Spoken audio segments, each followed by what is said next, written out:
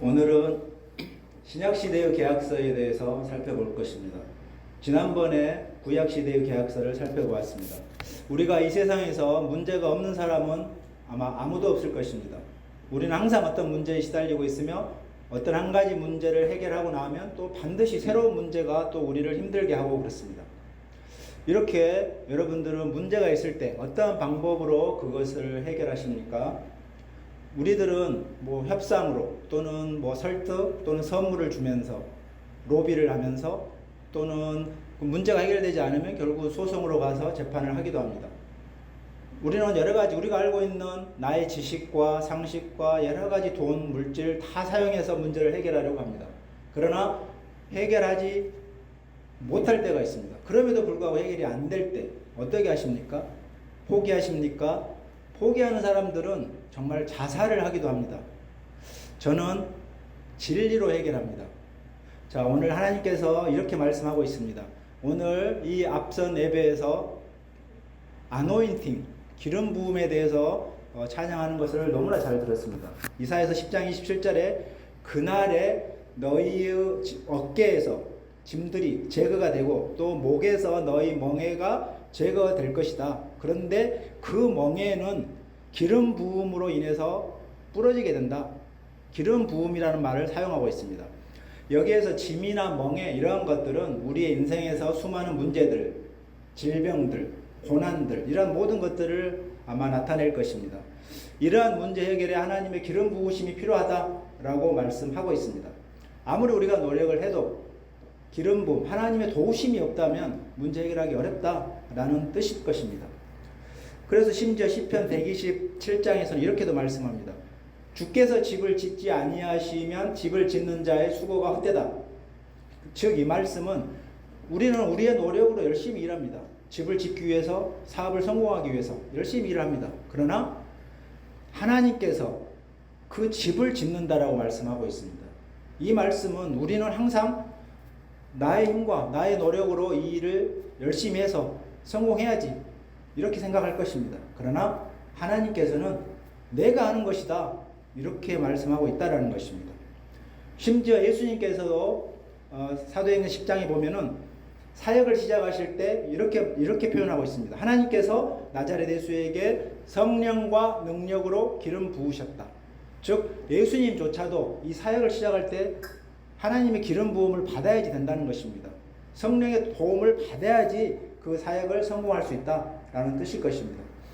자, 우리는 이렇게 인생을 살면서 아무리 애쓰고 노력해도 안 되는 것이 참으로 많습니다. 여러 가지 내 자녀 문제만 해도 그렇죠. 또 나의 직장의 문제, 그리고 사업의 문제, 심지어는 목회도 마찬가지일 것입니다. 이러한 모든 삶의 문제들은 하나님께서는 우리에게 어떤 무기를 주셨냐? 진리로 해결해라 라고 말씀하셨습니다. 요한복음 8장 32절에 진리가 너희를 자유롭게 하리라.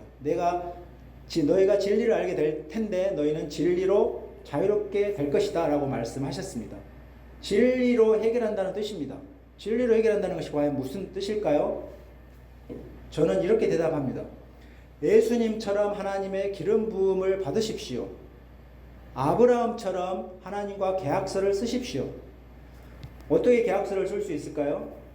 저는 지금부터 하나님과 어떻게 계약서를 쓸 수 있는지, 신약 성경에 어떻게 표현되어 있는지를 살펴볼 것입니다. 먼저 고대 시대로부터 내려오는 피계약에 대해서 알아보겠습니다. 피계약, 너무나 생소한 단어입니다. 그래서 아마 잘 이해가 안 됩니다. 그러나 왜냐하면 우리들은 피계약을 실제로 하고 있지 않기 때문에 그렇습니다. 그러나 이 피계약은 인류에게 고대 시대로부터 내려오는 가장 오래되고 친숙한 그런 관습이라고 합니다. 고대 시대로부터 원시 부족들은 정기적으로 이 피계약을 행해왔다고 합니다. 그렇다면 그들은 왜 피계약을 행하였을까요? 주로 약한 부족은 자기보다 강한 부족들이 자기를 침략해서 소멸되는 것을 방지하기 위해서 강한 부족과 피계약을 맺었다고 합니다. 그렇다면 이 피계약이 실제로 있었던 사례를 하나 살펴보겠습니다. 영국의 유명한 탐험가인 데이빗 리빙스턴이라는 사람이 있습니다. 이 사람은 23살 때 아프리카에 선교사로 가야겠다라고 뜻을 세웠습니다. 그래서 선교사로 가기 위해서 가장 필요한 것이 무엇인가 하고 생각해 보니 먼저 의사가 되어야겠다라고 생각을 하였습니다. 그래서 리빙스턴은 의대를 먼저 갔고 의사가 되었습니다. 그리고 나서 아프리카 선교사로 출발을 합니다. 그런데 그가 아프리카로 선교 사역을 떠난 후에 영국 교회와 소식이 끊어졌습니다. 그래서 영국 교회에서는 상당히 걱정을 많이 했습니다. 혹시 죽은 것이 아닌가? 그래서 리빙스턴 선교사를 찾기 위해서 다른 사람을 보내기로 결정합니다. 그 사람이 바로 기자 출신 헨리 스탠리라는 사람입니다. 이 헨리 스탠리는 이제 리빙스턴을 찾기 위해서 아프리카를 떠나는데 아프리카 출신의 통역자를 대동하고 이제 떠납니다.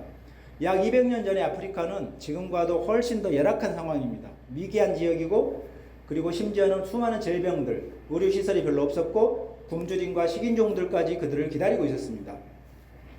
이제 스탠리 일행이 아프리카에 도착했을 때 어떤 한 부족이 그들을 가로막았습니다. 그러자 스탠리 일행은 공경에 빠졌습니다. 그래서 이렇게 말했습니다. 우리는 너희의 적이 아니다. 우리는 리빙스턴이라는 선교사를 찾기 위해서 저 멀리 영국에서 여기까지 왔다. 우리를 제발 통과시켜 달라. 우리는 당신들의 적이 아니다. 라고 아무리 설명을 하였지만 그러나 통과가 되지 않았다는 것입니다. 그러자 그 통역자가 스탠리에게 이렇게 말합니다. 우리가 여기를 통과할 수 있는 방법은 한 가지밖에 없습니다. 스탠리가 말합니다. 그게 무엇입니까? 이 부족들과 피의 계약을 맺어야 됩니다. 스탠리가 처음 듣는 단어입니다. 피계약이 무엇입니까? 라고 묻습니다. 그러자 그 통역자는 이 피계약의 세 가지 내용이 있는데 피계약을 맺어야지 이곳을 통과할 수가 있습니다. 이렇게 말합니다. 그래서 할 수 없이 스탠리는 피계약을 맺겠다라고 응답을 합니다. 첫 번째 그 피계약의 첫 번째는 무엇이냐? 그 부족의 사제가 나옵니다. 그래서 그 부족의 주장과 스탠리의 예리한 칼로 손목을 잘랐습니다. 그었습니다. 그래서 피가 뚝뚝 떨어지자 그 피를 포도주에다가 섞었습니다. 그리고 나서 그 주장과 스탠리가 나누어 마시는 것이 첫 번째 단계입니다. 스탠리는 너무나 불쾌하고 구역질나고 하였지만 거기를 통과하기 위해서 할 수 없이 그것을 하기로 하였습니다. 그리고 나자 이제 두 번째로 또 사제가 나와서 이제 두 번째 단계를 합니다. 그 두 번째 단계는 이 계약서를 지켰을 때의 축복과 이 계약서를 지키지 않았을 때 받을 저주에 대해서 선포를 합니다. 자, 두 번째 단계가 끝나자 이제 세 번째 단계, 마지막 단계가 남았는데 그 마지막 단계는 서로 선물을 교환하는 것입니다. 그 선물은 어떻게 교환하느냐? 상대방이 원하는 것을 주어야 합니다. 그런데 그 주장은 스탠리가 가지고 있던 염소를 요구합니다. 염소 별것 아닌 것처럼 보이죠. 그런데 스탠리는 그 당시에 위궤양이라는 병을 가지고 있었습니다. 그래서 그 당시에는 약이 많지가 않았기 때문에 스탠리는 음식을 제대로 먹을 수가 없었습니다. 그래서 스탠리의 유일한 음식은 그 젖이 잘 나오는 염소를 데리고 다니면서 젖을 짜서 그것으로 식사를 하는 것이었습니다. 어떻게 보면 스탠리 입장에서는 생명줄과도 같은 것이었는데 주장이 그것을 요구하는 것입니다. 스탠리는 너무나 주기 싫었지만 그러나 안 줄 수가 없습니다. 이 계약을 빨리 성사를 시켜야 되기 때문에 그렇습니다. 자, 그 염소를 주장에게 주었습니다. 그리고 나서 스탠리는 특별히 달라고 할 만한 게 없었는데 주장이 알아서 자기가 가지고 있던 창을 스탠리에게 주었습니다. 스탠리는 속으로 이 창은 나에게 아무 필요가 없다. 이 창이 도대체 나에게 무슨 소용이 있겠느냐라고 속으로 생각을 하였습니다. 한숨을 푹푹 쉬면서 그 창을 받았습니다. 그런데 놀라운 일이 그때부터 일어나기 시작하였습니다. 그 창은 아프리카에서 유명한 명물이었던 것입니다. 그 창은 아프리카 부족 중에서 가장 센 그 부족의 주장의 소유의 창이었습니다. 그러자 스탠리가 그 창을 가지고 다니자마자 놀라운 일들이 벌어졌는데 많은 사람들이 그 창을 보면 멀리서부터 뛰어와서 절을 하는 것입니다. 인사를 하는 것입니다. 머리를 숙이는 것입니다. 이 사람들이 왜 이러지요? 하고 스탠리가 물어봅니다. 그러자 통역가가 이야기를 합니다. 이 창은 모든 사람들이 그 아프리카 추장으로 여깁니다. 당신은 요구만 하면 됩니다. 필요한 것을 요구만 하라는 것입니다. 그러면 그들이 무엇이든지 들어줄 것입니다. 이렇게 말하는 것입니다. 이것은 참으로 놀라운 일이었습니다. 마치 요술방망이를 얻은 것과 같았습니다. 그러자 이 말을 듣자마자 스탠리가 가장 먼저 무엇을 요구하였을까요? 스탠리는 젖이 잘 나오는 염소를 요구하였습니다. 염소를 한 마리 요구했는데 그 아프리카 원주민들이 한때의 염소를 가져다 주었습니다. 그래서 스탠리는 더 이상 이제 유기양으로 걱정하지 않아도 되었고, 너무나 걱정을 많이 했었죠. 걱정하지 않아도 되었고, 무엇보다도 염소의 그 젖으로 목욕을 할 수 있을 정도로 너무나 풍족한 우유가 생겼다는 것입니다. 그래서 이 피계약서를 받은 후에 그 추장의 창을 높이 들기만 하면 아프리카 어느 지역에 가든지 그 길을 활짝 열어주었습니다. 원주민들은 스탠리를 왕처럼 대접하였습니다. 이것은 그래서 스탠리가 필요한 것은 모든 것이 다 충당되었습니다. 그것이 어떤 가이드가 필요하면 가이드, 숙소가 필요하면 숙소, 무엇이든지 다 받을 수가 있었습니다. 이것은 엄청난 특권이고 은혜입니다. 그런데 이것이 공짜로 스탠리가 다 받은 것이었는데 이것이 어디에서 왔습니까? 그것은 스탠리가 아무것도 아니라고 생각했던 그 피계약을 맺은 후에 받게 된 그 추장의 창 때문이었습니다.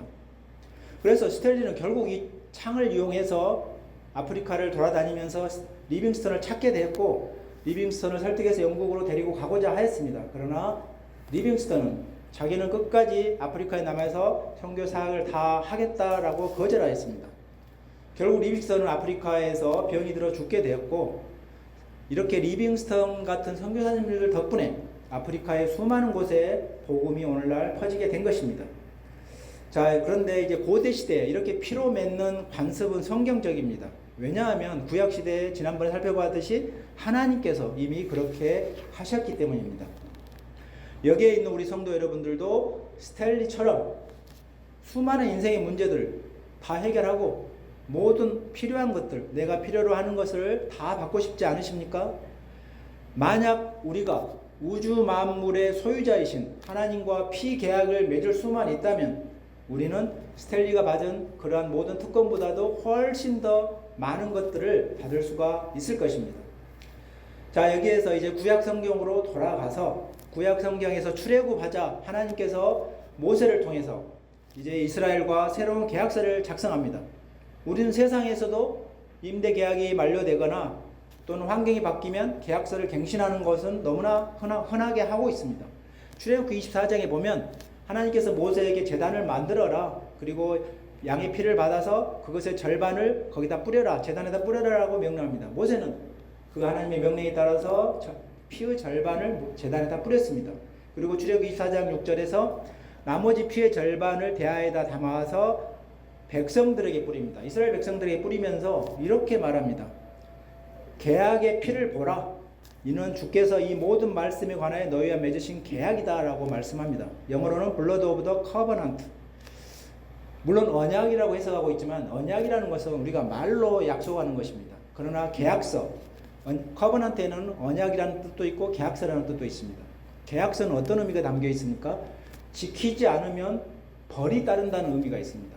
그래서 언약이라는 말은 조금 약하게 생각이 듭니다. 그래서 이것은 하나님이 너희와 맺으신 계약이다, 계약서다 라고 말씀합니다. 하나님께서는 출애굽시키신 이스라엘 백성들을 해방시키셨죠. 그들에게 모세를 통해서 이스라엘 백성과 새로운 계약서를 작성하신 것입니다. 하나님이 서명하는 방법은 무엇입니까? 피의 절반을 제단에다 뿌리게 하신 것입니다. 그리고 백성들이 서명한 방법은 피의 절반을 다시 백성들에게 뿌린 것입니다. 이렇게 하나님께서 그 계약서에 의해서 이제 새로운 그 계약서, 율법이라고 하죠. 그것이 탄생하게 된 것입니다. 그 계약서의 내용에 의해서 이스라엘 백성들은 양과 염소를 죽여서 그 피를 드리는 제사를 무려 1000년 이상 동안 해왔습니다. 1000년 이상. 이스라엘이 망할 때까지. 그리고 그 계약서에 의해서 하나님께서는 이스라엘의 죄를 용서해 왔습니다. 그런데 그 계약서의 내용 중에서 약간의 하자가 있는 것이 발견되었습니다. 히브리서 9장 22절에 보면 모든 것이 피로서 깨끗하게 된다. 죄가 피를 통해서 용서받는다라고 하나님께서 하나님의 계약서의 법을 정하셨습니다. 그런데 구약시대의 그 법의 특징이 무엇이냐? 출애굽기 34장에 보면 이스라엘 죄들을 내가 용서하겠다. 하나님께서 용서하겠다고 말씀하십니다. 그러나 완전히 깨끗하게 되지는 아니한다 라고 말씀합니다. 그래서 그 조상들이 죄를 지으면 자손 3, 4대까지 간다는 것입니다. 이것은 죄가 완전히 깨끗하게 되지 않기 때문에 그러한 것입니다. 이 말씀을 히브리서 10장에서는 이렇게 표현하고 있습니다. 양과 염소들의 피로는 구약 성도들의 죄를 완전히 제거하는 것이 불가능하다. 그걸 완전히 제거하는 것을 구속이라고 표현합니다. 한자 용어로 구속, 리뎀션. 완전히 제거하는 것이 불가능하다. 하나님께서는 이러한 이유로 이제 새로운 법을 만드실 필요가 있었습니다. 그것이 무엇이냐? 하나님께서 구약 시대의 어린 양에 해당되는, 어린 양의 피에 해당되는 예수를 보낸 것입니다. 그래서 새로운 계약서를 선포하셨는데 사도 요한이 예수를 처음 봤을 때 예수님의 신분에 대해서 이렇게 표현합니다. 요한복음 1장에서 보라, 세상 죄를 제거하는 하나님의 어린 양이다. 이것이 예수님의 이름입니다. 구약시대의 어린 양은 신약시대의 예수 그리스도이십니다. 출애굽할 때, 다시 구약으로 와서 출애굽할 때 이스라엘 사람들이 어린 양의 피를 문의 입구에다 다 발랐습니다. 그때 죽음의 천사가 그 집은 어떻게 했습니까? 패스오버, 넘어갔습니다. 6월, 넘어갔다는 뜻이죠. 그 이유는 어린 양의 피가 뿌려진 집은 죄가 가려졌다라는 뜻입니다. 자, 그런데 우리가 신약 성경을 읽을 때 이해할 수 없는 말을 예수님께서 하십니다. 그 말씀이 어디에 나와 있나요? 마태복음 26장, 물론 마가복음에도 나와 있지만 마태복음 26장에 이렇게 말씀합니다. 최후의 만찬을 하시면서 예수님께서 제자들에게 이 빵을 받아 먹어라. 이것은 나의 몸이다. 예수님의 몸이다라고 표현합니다. 그리고 포도주를 주시면서 제자들에게 주면서 이 포도주를 받아 먹으라. 그런데 이것은 나의 피다. 그러면서 예수님께서 이렇게 말씀하십니다. 이것은 새로운 계약서의 피다. 이렇게 말씀하고 있습니다. 영어로는 My blood of the New Testament. 이제 커버넌트에서 테스터먼트라는 단어를 쓰고 있습니다. 우리가 구약 성경을 어떻게 표현합니까? Old Testament. 근데 테스터먼트의 뜻이 무엇입니까? 유언입니다. 유언이라는 뜻은 어떤 의미가 담겨 있습니까? 계약이라는 뜻이 담겨 있습니다. 왜 그렇습니까? 유언은 죽을 때 하는 말입니다. 그 말을 들으면 반드시 그 유언을 들은 사람들이 지킵니다. 즉 계약서처럼 그러한 의미를 포함하고 있다라는 것을 우리가 알 수가 있습니다. 예수님께서는 나의 피는 너희의 죄를 제거하기 위해서 흘리는 피의 유언 계약서이다. 이렇게 말씀하신 것입니다. 물론 예수님의 제자들은 그 당시에 그것을 이해하지는 못했을 것입니다. 그러나 우리는 지금 그것을 읽고 있기 때문에 이것이 예수님께서 자기의 피로 계약서에 서명을 하신 것이구나, 새로운 계약서에 서명하신 것이구나 라는 것을 알 수가 있습니다. 그러므로 우리가 성경을 읽을 때 성경에서 피라는 단어가 나오면 그 피는 첫 번째로 죽음을 의미합니다. 또는 두 번째로 계약서를 의미한다 라는 것을 우리가 이해를 해야 됩니다. 왜냐하면 고대 시대의 계약서의 형태 방식이 그러했기 때문에 그렇습니다. 그런데 이렇게 유언 계약에는 반드시 유언한 사람이 죽음이 필수적입니다. 히브리서 9장 16절에 보면 유언이 있다면 유언한 사람의 죽음이 필연코 따라와야 된다 이렇게 말씀하고 있습니다. 구약시대의 계약서는 동물의 죽음이 필수적이었고 신약시대의 계약서에는 예수님의 죽음이 필수적이었다라는 것입니다.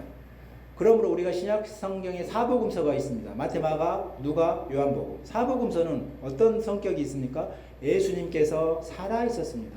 그러므로 예수님께서 언제 돌아가십니까? 마태복음 26장에서 죽습니다. 그래서 이 사복음서는 구약시대의 계약서와 신약시대의 계약서가 같이 섞여 있는 과도기적인 성격입니다. 엄밀하게 따지게 보면 뉴 테스터먼트가 아닌 것이죠. 그렇기 때문에 그것을 잘 구약시대의 계약서인지 신약시대의 계약서인지 특별히 사복음서를 읽을 때는 잘 구별을 해야 됩니다. 자, 히브리서 9장 15절에 보면 예수님께서 예수 그리스도는 새 계약의 중보자이다 이렇게 말씀하십니다. 뉴 테스터먼트의 메디에이터이다. 새 계약을 중보하신 분이다. 새 계약을 만드신 분이다. 작성하시고 서명하신 분이다. 구약시대는 누가 하셨습니까? 하나님께서 하셨죠. 자, 그렇다면 새로운 계약에 서명하는 하나님의 사람의 방법은 무엇입니까? 예수님께서는 피로 서명했습니다. 그렇다면 사람들은 어떻게 서명하였을까요? 로마서 3장 25절에 그분의 피를 믿는 믿음.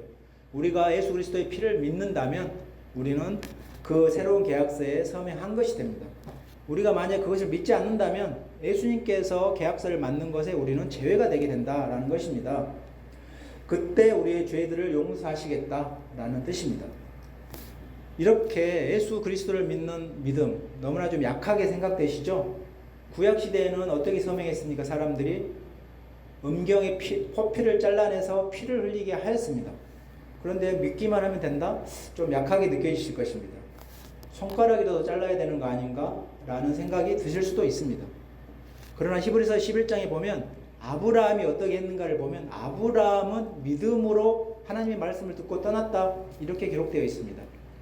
그런데 아브라함이 그때 갈대아 우르에서 가나안 땅까지 가는데 몇 킬로입니까? 1500킬로입니다. 1500킬로.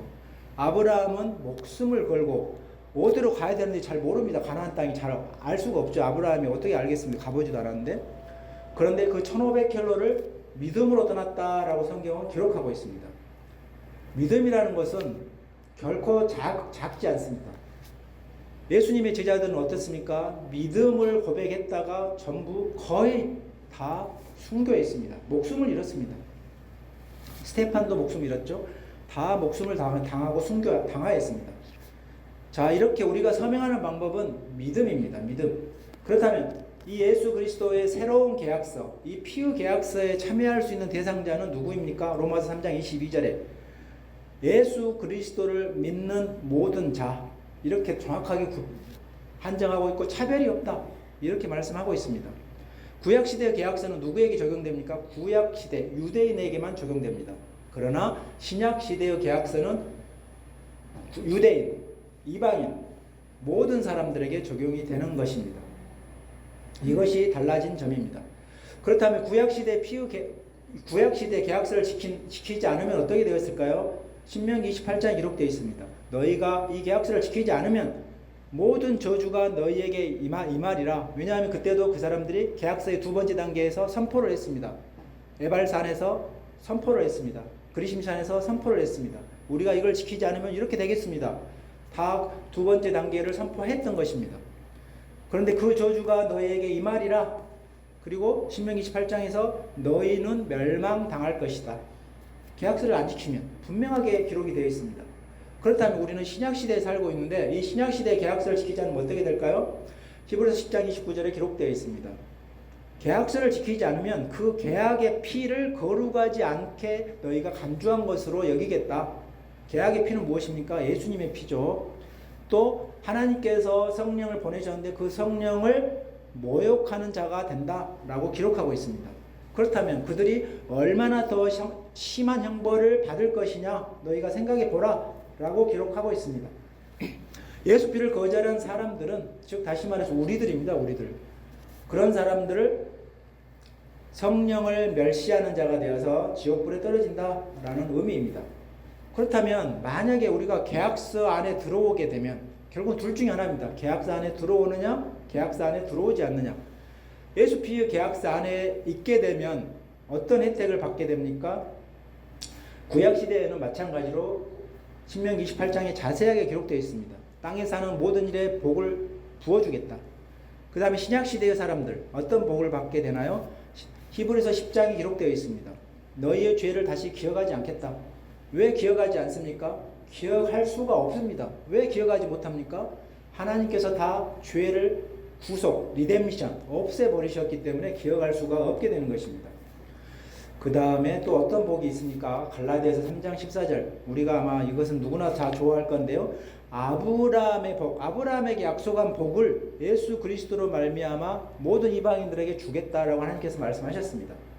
플러스 성령을 너희에게 주겠다. 이것이 갈라디아서 3장 14절에 기록되어 있습니다. 아브라함을 축복한 것은 거의 물질적인 복이 많습니다. 그런데 거기에 더해서 영적인 복, 귀신을 쫓아내고 마귀를 쫓아내고 또 죄에서 자유롭게 되고 죄가 없어지게 되고 의롭게 되고 예수님처럼 부활하게 되고 그리고 하늘나라에 가게 되는 그러한 영적인 복을 우리는 새로운 계약서에 의해서 보장을 받는다라는 것입니다. 자, 이렇게 구약시대의 복은 동물의 피로 인해서 뭔가 조금 부족한 것이었습니다. 그러나 신약시대의 복은 육체적인 것뿐만 아니라 영적인 복까지 더 완전하게 보장하는, 보장성이 좀 더 확장된 그러한 축복이다라는 것을 알 수가 있습니다. 고린도후서 8장 9절에서도 보면 예수님께서 가난하게 되신 것은 너희가 부유하게, 부자가 되게 하기 위해서이다. 너무나 우리가 좋아하는 단어 아니겠습니까? 우리를 부자가 되게 하기 위해서 예수님께서 가난하게 되신 것이다라는 것입니다. 우리의 가난을 예수님께서 가져가 버리겠다, 이러한 뜻입니다. 또 예수님께서 채찍에 맞으신 것으로 인해서 우리가 시우함을 받는다. 우리가 약을 먹어서 낫는다고 아마 생각하실 것입니다. 그러나 하나님께서는 그렇게 말씀하지 않으십니다. 예수께서 채찍에 맞았기 때문에 너희가 병에서 치유함을 받고 정신도 치유함을 받고 낫게 된다라는 것입니다. 그러므로 우리가 예수 그리스도의 죽음과 그것을 의미를 믿는다면, 우리가 받아들인다면 엄청난 예수 피로 인한 선물을 받게 됩니다. 자, 다시 처음으로 돌아가서 요한복음 8장 32절, 진리를 알게 될 텐데 너희 진리가 너희를 자유롭게 하리라. 즉 무슨 의미입니까? 우리를 자유롭게 한다는 것은 우리 인생의 모든 문제들, 우리가 해결하기 어려웠던, 해결하지 못하는 그러한 문제를 해결하겠다라는 뜻입니다. 성경은 진리로 해결할 수 있다라고 선포합니다. 그렇다면 진리가 무엇입니까? 꼭 집어서 이야기하자면 예수 이름, 예수 피입니다. 요한복음 14장 6절에서 예수님께서 이렇게 말씀하셨습니다. 나는 길이요 진리요 생명이다. 예수께서 내가 진리다라고 분명하게 말씀하신 것입니다. 진리는, 우리는 천지 창조하신 예수님과 피의 계약을 맺은 후에 계약서 안에 들어왔을 때 예수님께로부터 이제 세 번째 단계로 선물을 받습니다. 스탠리가 선물을, 추장의 창을 받았듯이 우리는 선물을 받는데 첫 번째 선물이 무엇이냐? 골로새서 1장 7절에서 예수님의 피를 통해서 죄의 용서함을 받았다. 그걸 구속, forgiveness of sin, 죄의 용서함, 완전히 깨끗함을 받는다. 예수님께서도 이렇게 살아있을 때 이렇게 또 말씀하셨습니다. 요한복음 6장 54절에서 너희가 내 살을 먹고 내 피를 마시는 누구든지 영원한 생명을 가진다 라고 말씀하셨습니다. 스탠리가 그 창을 높이 들었을 때 아프리카 대륙이 무엇이든지 원하는 것을 스탠리에게 내주었습니다. 그렇다면 천지를 창조하신 예수님과 피 계약을 맺었고 피 계약 안에 우리가 들어왔을 때 우리가 이제 두 번째 선물을 또 받는데 그것이 무엇일까요? 바로 예수 이름입니다. 요한복음 14장 14절을 보면 예수님이 이렇게 말씀하십니다. 너희가 무엇이나 내 이름으로 구하면 내가 행하겠다. 누구든지 예수피 계약서에 서명하고 예수 이름의 창을 높이 들고 예수 이름으로 부르짖으면 우리에게 해결되지 못하는 문제는 없다라는 뜻입니다. 그것이 진리로 자유케 되는 방법입니다. 다음 시간에는 예배 방법에 대해서 말씀드리도록 하겠습니다. 기도하겠습니다.